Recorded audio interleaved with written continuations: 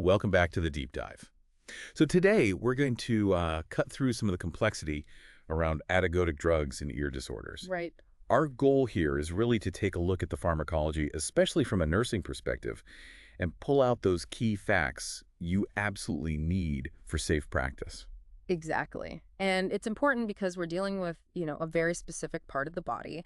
These are mostly topical drugs for the outer and middle ear. Yep. And the real challenge for anyone learning this isn't just memorizing drug names, it's understanding how the ear's anatomy, particularly things like a perforated eardrum, completely changes how you approach treatment. Yeah, makes sense.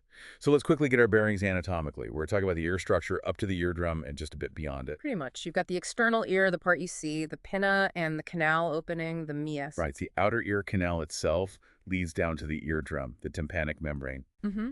And then past that membrane, you're in the middle ear. That's the tympanic cavity with those tiny bones, malleus, in-pieces stapes, and the eustachian tube connecting back toward the throat. And we'll be focusing on conditions like otitis externa, or OE. Yeah. That's the outer ear canal infection. Yeah, swimmer's ear is a common one. And otitis media, OM, which is inflammation or infection behind the eardrum, in the middle ear. Okay. And thankfully, the really complex inner ear stuff, cochlea and balance canals, that's outside our scope for today's deep dive. Correct. We're focused on where these topical drugs are most commonly used. So when things go wrong in these outer areas, sometimes it's minor, like a scrape or maybe dermatitis. Often, yes. Trauma, a little boil, skin conditions, those frequently respond well to topical treatments. But, and this seems critical for assessment, if an infection or inflammation in that outer or middle ear doesn't clear up, what are the serious risks we're trying to head off? Well, the big ones are hearing loss, which could be temporary or sometimes permanent. Also tinnitus, that ringing sound and balance problems like vertigo, even nausea. Okay. And you absolutely have to watch for red flags. Things like significant drainage, really sharp pain, or dizziness. These might not just be a simple ear infection. They could point to something more serious, like head trauma or even meningitis. Wow, okay, so recognizing those is crucial for urgent referral. Absolutely. Don't delay evaluation if you see those signs. Let's pivot then to otitis media, OM, because it comes up so often in practice, especially with kids. Oh, definitely. The statistic is pretty striking. Something like 80% of children have had OM by the time they're 3 years old. 80%, that's Yeah. huge. And it often follows a cold or upper respiratory infection. Very often, yes. The inflammation can affect the eustachian tube function, leading to fluid buildup and potential infection in the middle ear. And the symptoms for OM, they overlap a bit with otitis externa, right? Pain, maybe a fever. Exactly. Pain, fever, sometimes just general malaise or feeling unwell, that sensation of pressure or fullness in the ear and difficulty hearing. Now, you mentioned earlier how treatment approaches change. For OM, the sources really highlight a big shift related to antibiotic resistance. They do. This has been a major evolution in practice. Because resistance became such a problem, the guidelines had to adapt. So what did those 2013 guidelines actually change? Well, they got much more specific. Antibiotics are clearly recommended for kids who have severe symptoms, think high fever, significant pain, whether it's one ear or both, and also for kids with non-severe OM if it affects both ears. Okay, severe or bilateral gets antibiotics. But what about the less severe one-sided cases? That's the key change. For non-severe unilateral OM, the guidelines allow for either immediate antibiotics or an observation period, the wait-and-see approach. Right, the watchful waiting, that must change the conversation with parents quite a bit. It does. The big challenge becomes effective patient education. You have to be really clear about what symptoms mean things are getting worse and require starting treatment, usually within 48 to 72 hours if there's no improvement. And just to be clear, preventative antibiotics are out. It's definitely out.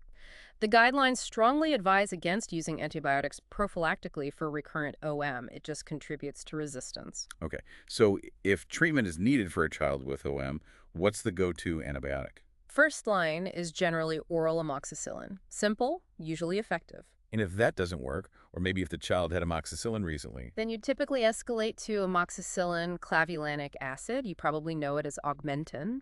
The clavulanic acid helps overcome some types of bacterial resistance. Got it. Okay, let's move into the actual drugs applied in the Otic drugs. You said they're mostly topical. Overwhelmingly topical, yes, which is generally good news because it means side effects tend to be localized, like maybe some irritation in the ear canal. Systemic drug interactions are pretty rare. Okay, and what are the main categories we're talking about? Well, you've got your antibacterials, antifungals, sometimes combined anti-inflammatories, some local analgesics or anesthetics for pain, corticosteroids are common, and then earwax emulsifiers. Let's focus on those antibacterial antifungal ones first. Yeah. You often see them combined with a steroid, right? Why is that? Yeah, combination products are very common. Think about an infected ear canal. It's usually red, swollen, itchy, and painful. The anti-infective part tackles the bacteria or fungus. Right. But the steroid component, something like hydrocortisone or dexamethasone, is crucial for tackling the inflammation itself. It reduces swelling, helps with the itching, the antipyretic effect, and calms down any allergic type reactions. So it makes the patient feel better faster while the infection clears. Exactly. Better symptom relief often means better compliance with finishing the treatment. Okay, now for probably the single most critical safety point with these drops, the perforated eardrum. What's the absolute must-know distinction here? This is non-negotiable. It comes down to ototoxicity, the potential for a drug to damage the structures of the ear, especially the middle and inner ear. Okay. Older combination products like Cortisporin, which has hydrocortisone, neomycin, and polymyxin B, are absolutely contraindicated if there's a hole or tear in the eardrum. Why? What happens if it gets through? Neomycin and polymyxin B can be ototoxic. If they get into the middle ear space through a perforation, they can cause significant, potentially permanent damage to hearing or balance structures. Okay, so cortisporin and similar combos are a definite no with a perforation. What can you use safely in that situation? This is where the fluoroquinolone class comes in. Drugs like ciprofloxacin, you might see it as cipro-HT-Otic or Ciprodex, which also has dexamethasone, and ofloxacin, like Floxinotic. These can be used even if the eardrum is perforated. And why is that safe? Because they are not considered ototoxic. They don't carry that same risk of damaging the middle or inner ear if they happen to get past the eardrum. So if you know or suspect perforation, you pivot straight to a fluoroquinolone drop. That's a really vital distinction. So standard dosing is often around 4 drops a few times a day? Usually, yes, 4 drops 3 or 4 times daily is common. Ofloxacin is sometimes a bit different, maybe 5 or 10 drops twice daily. Always check the specific product. And what if the ear canal is so swollen that you can't even get the drops in properly? Yeah, that happens. In that case, you might use what's called an earwick. It's basically a small piece of sterile compressed cotton or sometimes gauze tissue that you can gently insert into the canal. Okay. You saturate the wick with the prescribed ear drops before you insert it. The wick then holds the medication against the swollen canal walls, allowing it to soak in. You might need to re-moisten it periodically as directed. Sort of like a delivery system when the direct route is blocked. Exactly. It ensures the medication gets where it needs to go, even with significant swelling. Okay, let's switch gears to the other major category. Earwax emulsifiers. We're talking about dealing with cerumen, or earwax buildup. Right. Cerumen impaction can be surprisingly painful and can definitely cause temporary hearing loss. So what's the main player here? Debrox. Debrox is the common brand name, yes. The active ingredient is carbamide peroxide. And how does that actually work? It's not dissolved in it chemically, is it? Not exactly dissolving in the way you might think, it's more mechanical. When carbamide peroxide comes into contact with moisture in the ear canal, Which there usually is, a little bit. it starts to slowly release hydrogen peroxide and oxygen. Ah, okay, so it fizzes. Yes, that's the key. It creates this effervescence, a gentle foaming action. That bubbling physically breaks up and softens the earwax. Earwax is kind of fatty, non-polar. Right. And the foaming helps emulsify it, basically mixing it up so it becomes more water-soluble. Then it can usually be flushed out gently, maybe with warm water using a bulb syringe. Makes sense. Are there times you absolutely should not use these wax softeners? Oh, definitely. Big contraindication, you shouldn't use them if there's any ear drainage, if you know or suspect the eardrum is ruptured, if there's significant pain already, or any other kind of irritation going on. So basically, if it's anything more than just simple wax buildup, you need a proper assessment first. Absolutely. Using it in those situations could make things worse or mask a more serious problem. Always check with a provider if unsure. Okay, this leads us perfectly into the final section, applying all this using the nursing process, starting with assessment. Right, the foundation. Before you even think about giving drops, you need a solid baseline. Document the patient's hearing status as best you can. Get a clear picture of their symptoms, their medical history, and all their current medications, prescription, OTC, herbals, everything. And allergies, of course. Always check allergies. And you need to apply your knowledge of basic ear anatomy. Crucially, remember that anatomy differs slightly between adults and young children that impacts how you give the drops. We'll get to that technique in a moment. And circling back to safety. You absolutely must assess for contraindications, especially that perforated eardrum issue we discussed. If there's any doubt, hold the medication and clarify. Okay, assessment done. Then planning, what are the goals? Pretty straightforward, usually.